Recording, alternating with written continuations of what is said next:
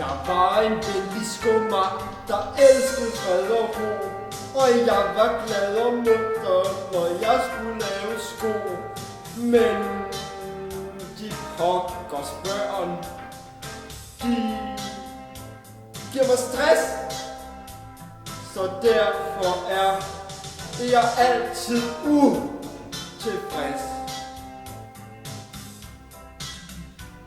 Jeg har en dejlig have med frugt i træets top og røde små radiser, men de bliver revet op af de pokkers børn.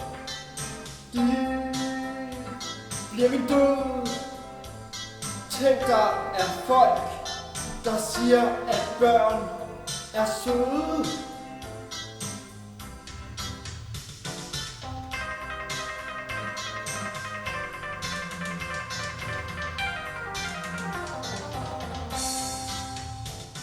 Jeg er en stakkels skummer, der aldrig kan få fred.